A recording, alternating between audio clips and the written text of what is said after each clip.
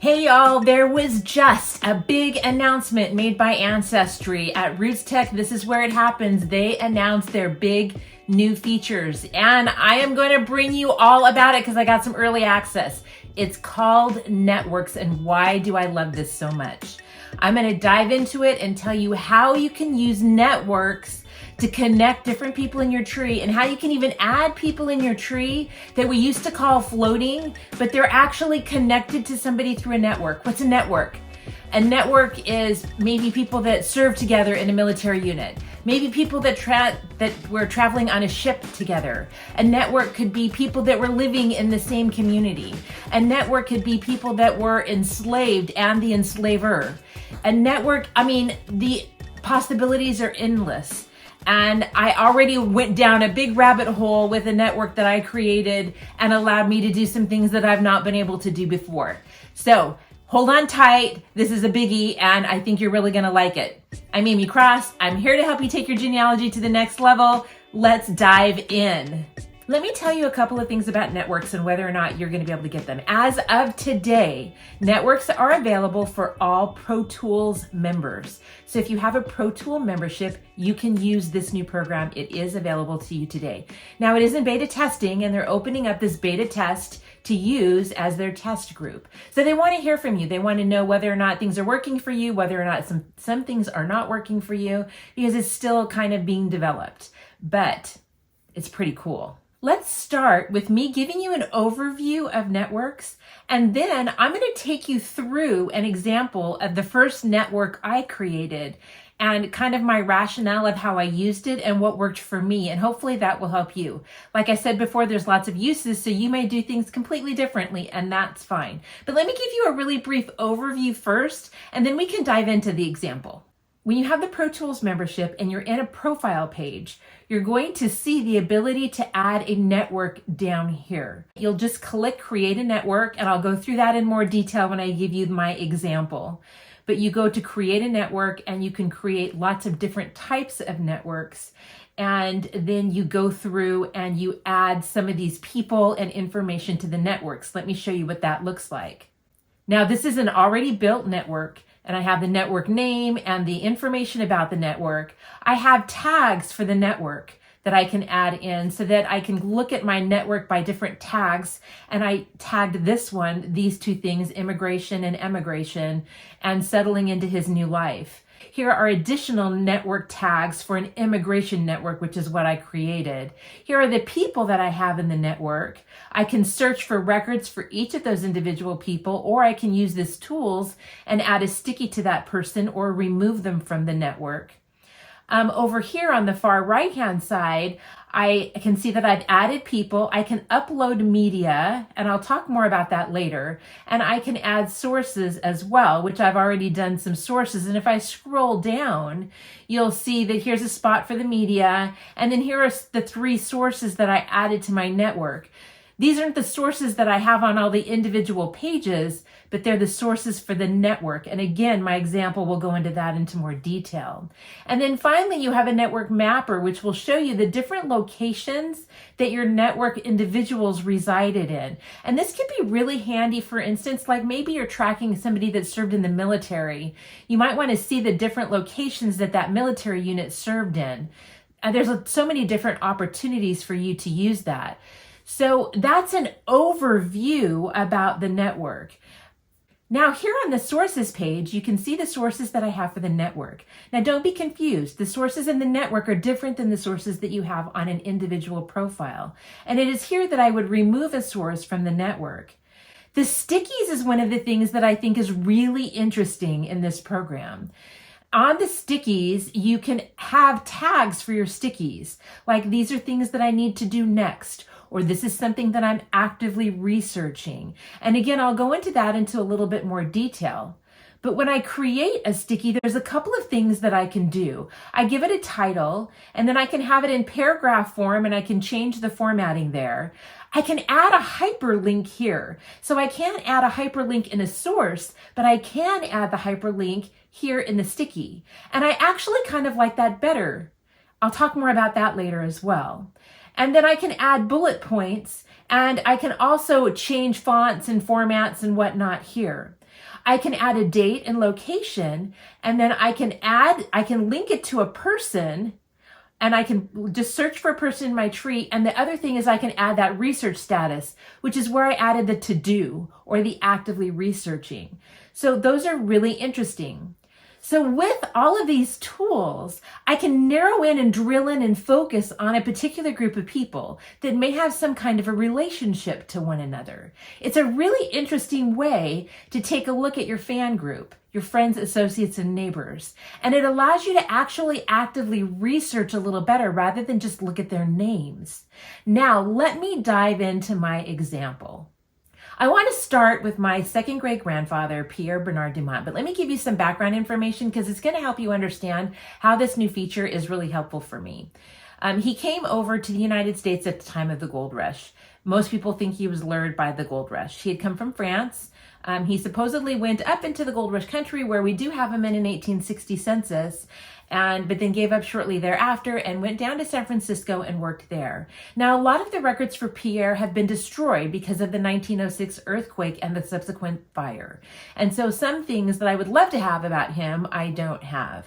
Well, some of these stories were interesting to me. Some of them said that he met the lithographers, Britton and Ray, that he worked for in San Francisco, up in the gold rush country, and they did print stocks and other gold rush documentation. They were a big company at the time of the gold rush. But I really wanted to find a way to kind of track them, and this was a great way for me to kind of put some things together. So I experimented with networks using him as my subject. So here is Pierre.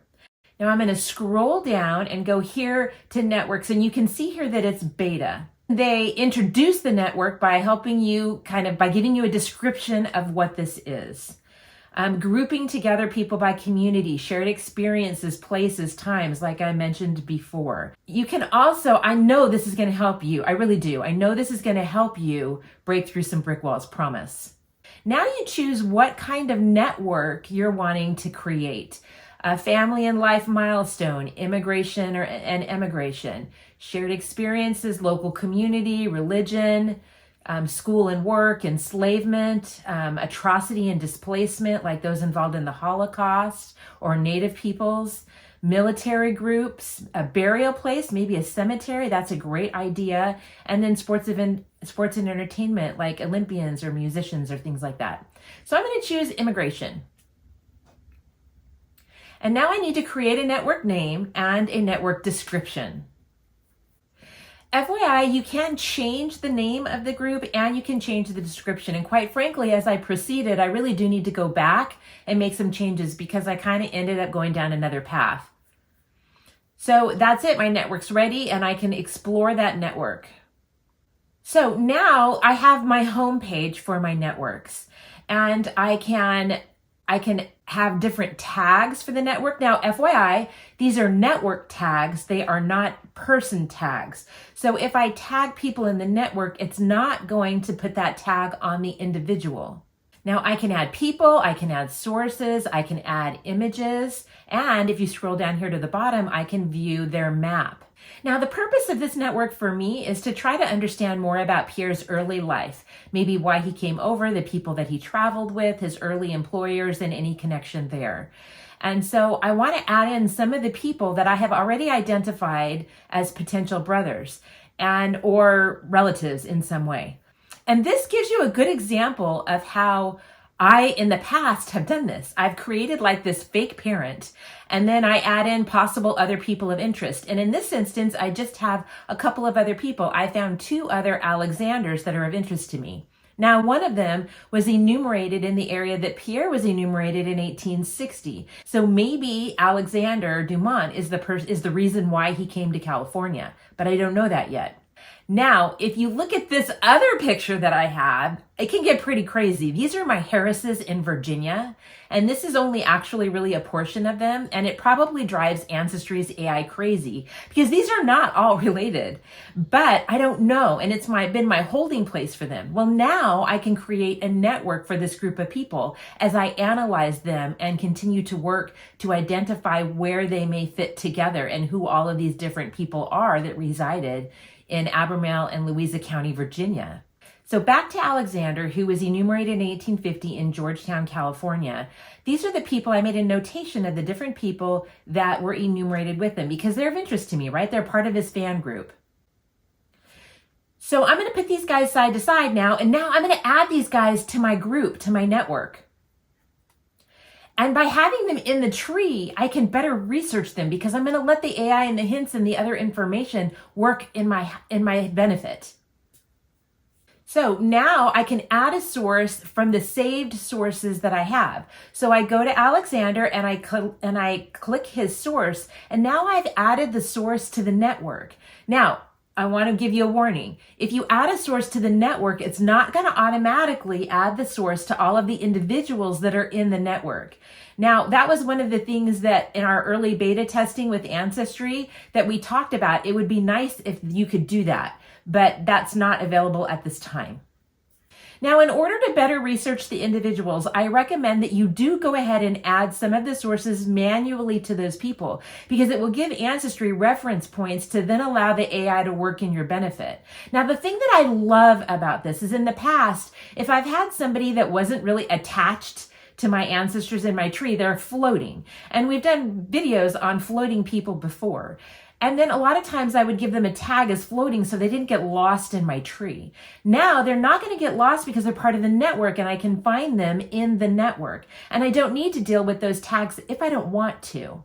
But they're not directly attached to my tree. They're not throwing off the AI, and they're allowing me to continue to further work on those individuals separately, not connected to the other people in my tree, as they shouldn't be because they're not relatives, at least not that I can determine at this point.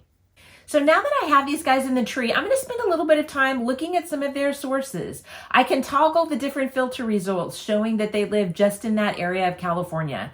I can see if I can find them in other records. And it's opened up a new window to me of researching these individuals. Quite frankly, it took me down a rabbit hole that I spent like an hour playing around. It was really fun.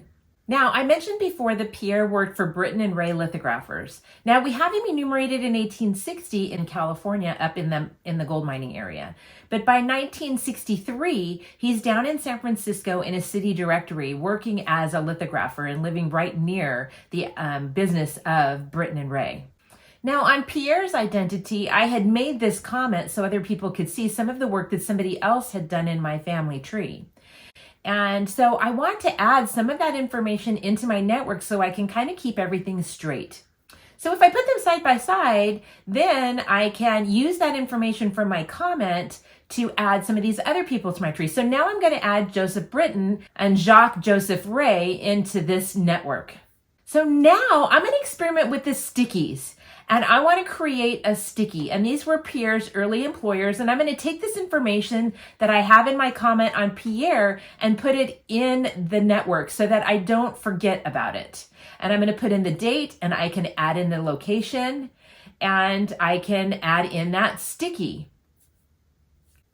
Now I'm going to spend some time just exploring Britton and Ray, seeing if I can identify that they really were up in that area around the time that Pierre was. I don't end up finding them enumerated in 1860 in that same area of California. They were in San Francisco.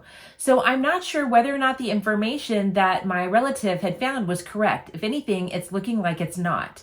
Now, I found a record that indicated that Jacques Joseph Ray arrived in 1850 in New York. And that was an important source for this network. Now, I'm not adding every source that I'm finding in the individuals into my network because that's just going to muddy the network. But what I do want to add are sources that are really important to my goal of the network. And that immigration record is one of them. Now, I want to add the obituary of Ray into this group because it talked about the fact that Ray and Britton established that first lithographic plant on the Pacific coast in 1852. So that gives me a date about when they really started their business there. And the fact that they created the first Pony Express stamp and other really cool things that were in that newspaper article. That does pertain again to my research goal for this network. Now, one of the things I didn't like was the sources did not allow me to drop a web link because the immigration information that I have for Pierre is from a newspaper that is not on newspapers.com and not on Ancestry.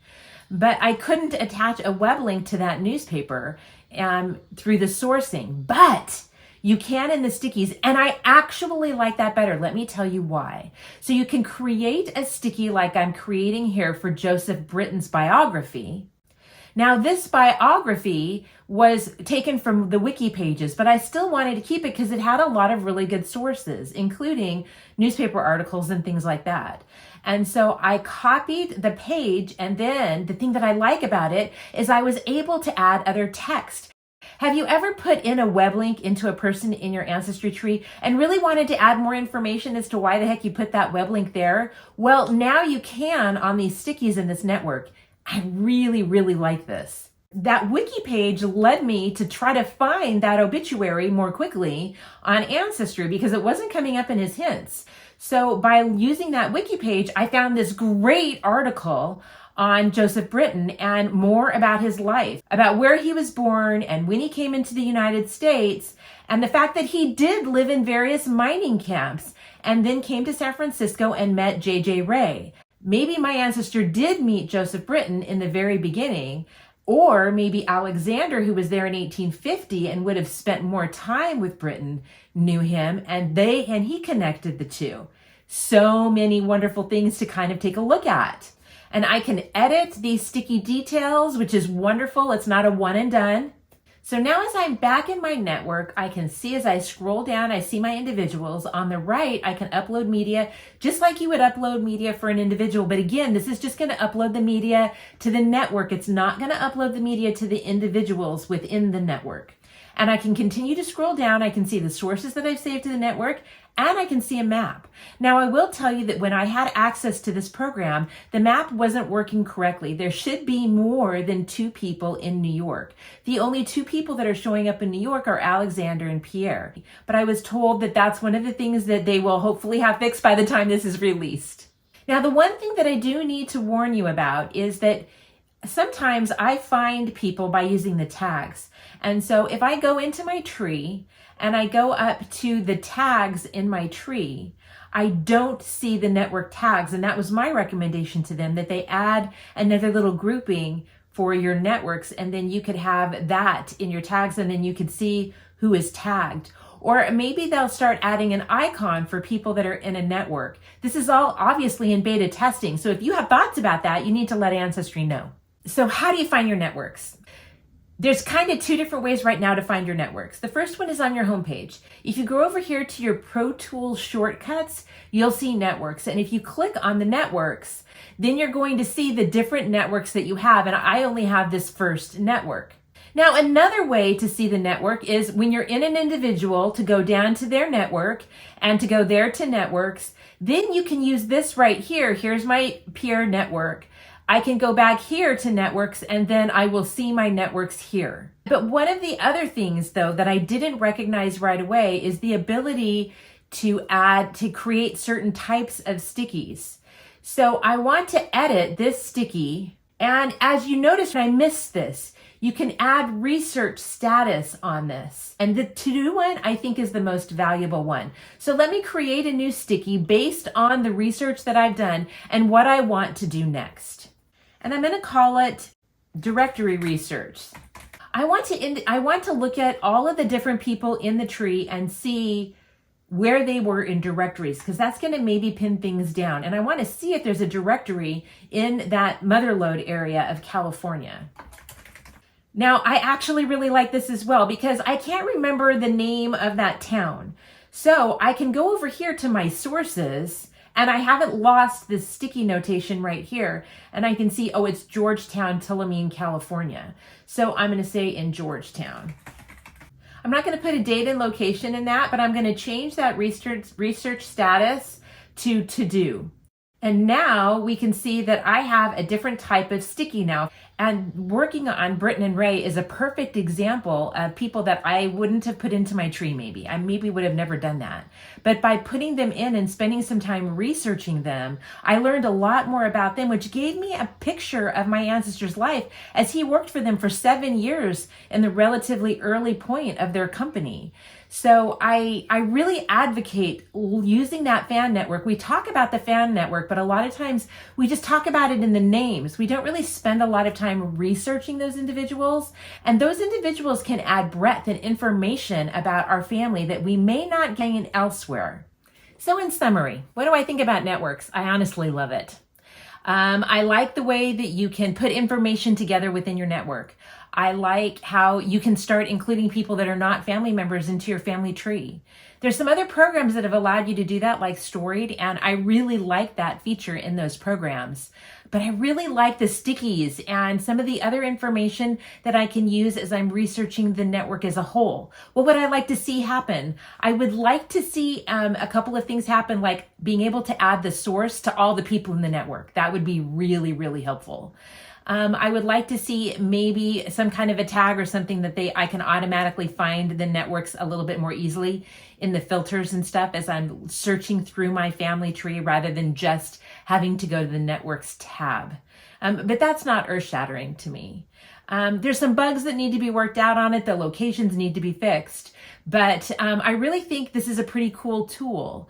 And quite frankly, a good reason to go ahead and get Pro Tools right now. Sometimes I've been kind of like, I don't know if Pro Tools is worth the money unless you're doing some DNA stuff, because I really like the DNA part of Pro Tools. But now for the tree, this is a pretty good upgrade. So way to go, Ancestry. All right, now this right over here is a playlist of other videos that I've done to help you navigate Ancestry and use it to the best of its ability. I hope that helps you. Have a great day and have fun playing with your networks. Take care.